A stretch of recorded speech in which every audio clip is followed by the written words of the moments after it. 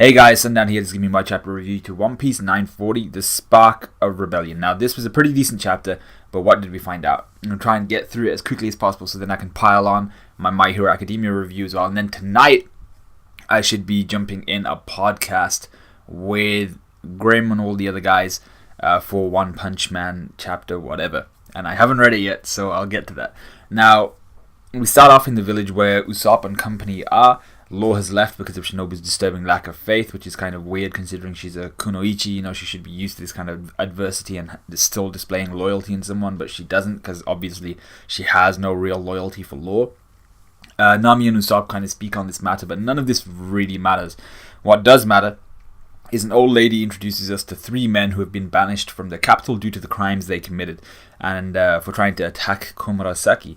And their names are Bungo, Bongo, and Bingo. The first an arsonist, the second a lumber dealer, the third a priest and casket maker. And I'm hoping Oda actually ties them into the story in some way and didn't just kind of want to take up space in this chapter, buff up the chapter a little bit, and throw in some useless characters. That's not really Oda's style, so I'm hoping he hasn't done that. The real conversation here, though, is about Tonoyasu, who tells Kanjuro and the others to tell Kinemon that he will absolutely fight alongside them. Once he leaves, however, saying he'll be super busy in the week leading up to the final battle, most likely taking care of the villagers or something along those lines, which is something he seems to be very good at. What we learn here is that Kanjuro and everyone else has no idea who Tonoyasu is, although he seems to know them. So he refers to Kanjuro by name, Shinobu by name, Kinemon by name. They don't know who he is though, which is really, really weird, and I'm pretty sure everyone feels the same way about that. He gets on well with everyone. Either he's just really good at making compliments not sound weird, or he's an expert in like buttering people up. Either way, we're given kind of like a small montage showing how he takes care of all the villagers and all that stuff, helping them financially with like food, medicine, places to stay, all that good stuff. And we question where he gets this money from, and we're told instantly he sold his daughter to the capital and she sends money back to the village. Who is she? She is Otoko, the kid that laughed at the Shogun and is Hiyori's best friend. So he sold her and she's making money from being the attendant to the kind of the biggest hoe in the town, I suppose. So that's cool and everything, but what is up with Tonoyasu? His story seems to be quite tragic, but I'm getting elements of memory tampering, almost as if Pudding's been involved with this entire situation. He sold his daughter to the capital, and she doesn't hate him for it, which is weird, instead providing him with enough money to help sustain his village. And then they all have that weird kind of laughing disease, and he knows and wishes to fight with the samurai of the rebellion, and they don't really know him. There's more to the guy than meets the eye, and I really do think that Tonoyasu is probably going to be key to the story in some shape or form, but ain't nobody know who he is or what he's done in the past. So we then go to Udon Prison, and this is going to be like, that was the kind of summarized part of the chapter that I'd already had notes written for, and this is the part of the chapter which I've got no notes written for. So I'm just going to read through it essentially. I've already read through it, but I'm going to read through it while kind of giving you my opinion on it. So we're back at the Udon Prison where old man Hyogoro is kind of talking Luffy through haki, and he's like, you guys in the rest of the world call haki, whereas in Wano we call haki as it's known as Ryuo. So I think that kind of honorific, I can't remember, is like it doesn't mean like Lord or something like that, but yeah, so Ryuo here in the Wano country is the same thing as haki, and the translators for Jaimini's box say that it means flowing sakura, but it shares the same pronunciation as Dragon King Emperor. So yeah, actually King and Emperor, that would be the O part. Ryu would be dragon, so Ryuo. So and in Wano they think of haki as more, or Ryo as more of a concept of flow, whereas I feel Rayleigh, kind of the way he taught Luffy the basics of haki at the least, was more of a kind of a coating rather than flowing through you. So he was like, coat yourself in haki, clad yourself in haki, and Hyogoro's more like, gather all the kind of remaining haki around you, the useless haki, and rather than having it surround your body, make it flow through your fists. So it's a very, very different concept and a different way to utilize haki. So Luffy goes through a whole bunch of different gifters, just knocking the shit out of him, but he's not utilizing haki the way he wants to use it. And I'm a little bit like, what concerns me here is I know that One Piece has always been kind of fairly lax. Villains have always mostly been portrayed as pretty stupid, unless like Doflamingo level. But Queen here, seeing that Luffy is absolutely wrecking all of these gifters, all of these men, and he just doesn't seem to realize that Luffy is getting stronger and stronger and stronger because he's training all the while. So he's there like, you're taking out too many, you damn fool, and he's just chilling. And I'm like, I understand if he doesn't see Luffy as a threat, if he believes he can just knock the crap out of him and take him out, but he's letting Luffy get stronger and stronger, and it's not really, I don't think someone on the level of Queen or King would really allow that to happen. So it's an issue I have with One Piece in general in terms of the stupidity of the villains. Anyway, Luffy and Hyogoro kind of collapse at the end of the day. They're both starving. They've knocked out basically everyone. Hyogoro has to ask Luffy, he's like, why do you want to fight Kaido? I heard you lost him and stuff like that. So Luffy knocks out everyone around him, and he then explains to Hyogoro, he's like, do you know what the Four Emperors are?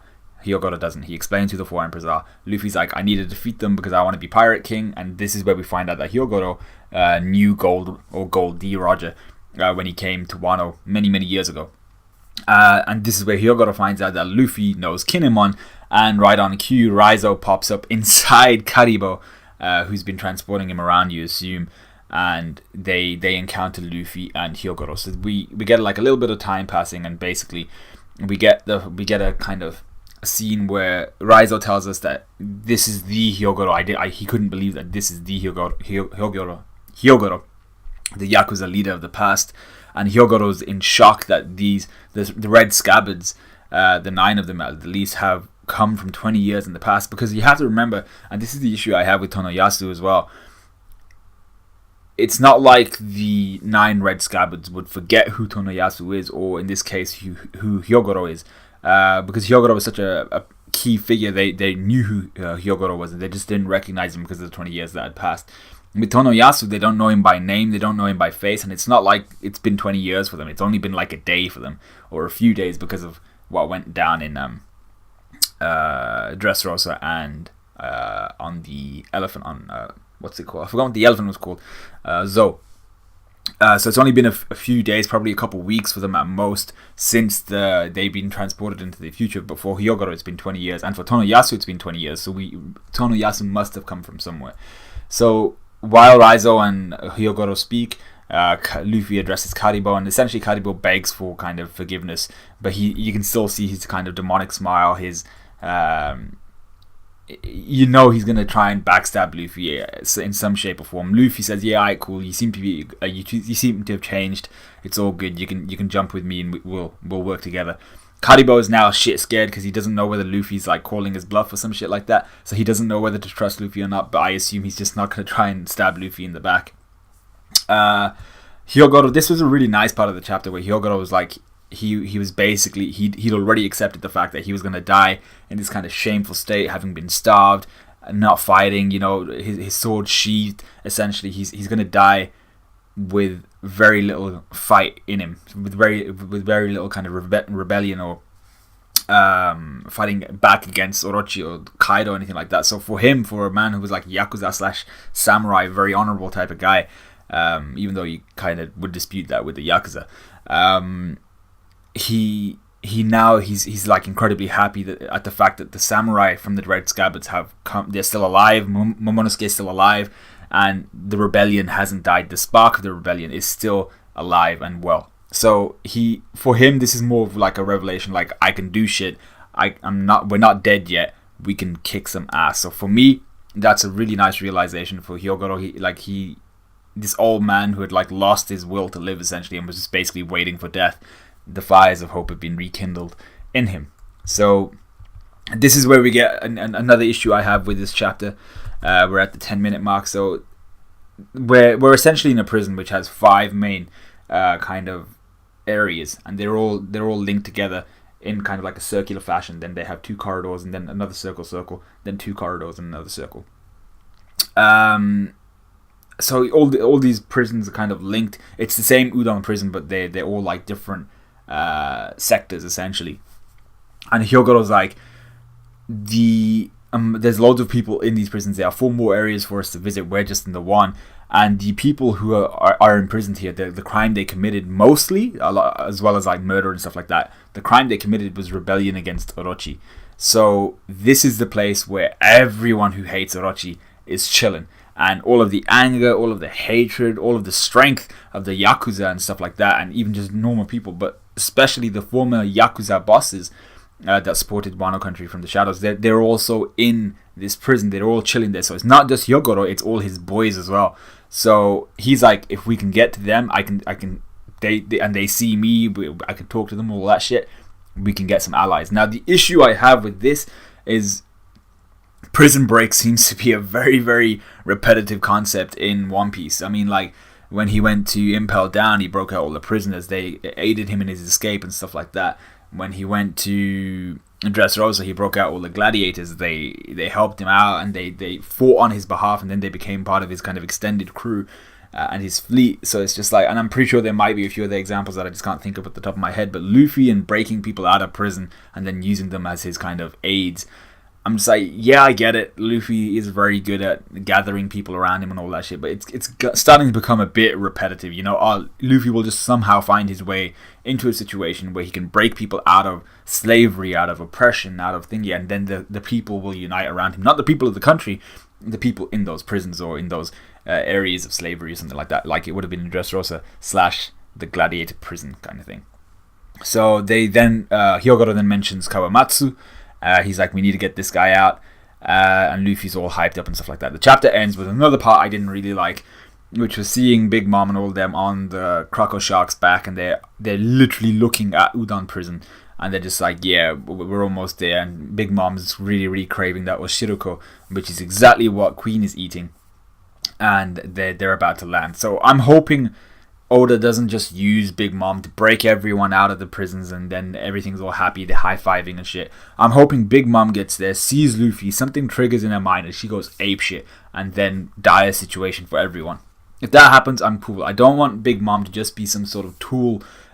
She's meant to be one of the most powerful. She is probably the most powerful woman in the entirety of One Piece. I don't want her to just be some tool, some means to an end for Luffy to recruit more people and then use her as like a freaking Pokemon and fight Kaido or some shit. I'm not playing those types of games. I don't want that shit. I want Big Mom to see Luffy, go ape shit, and then Luffy and everyone will have to escape. Because if anything, they'll have escapability over Big Mom. I doubt she'd be able to catch them if they ran off. So I'm hoping she just remembers who they are, and then she's in the middle of Wano alone against like Queen and shit like that. That would be dope. So let me know what you guys thought of this chapter. Let me know what you guys thought of this review. Like, comment, subscribe, all of that good stuff. And I'll see you guys in a bit.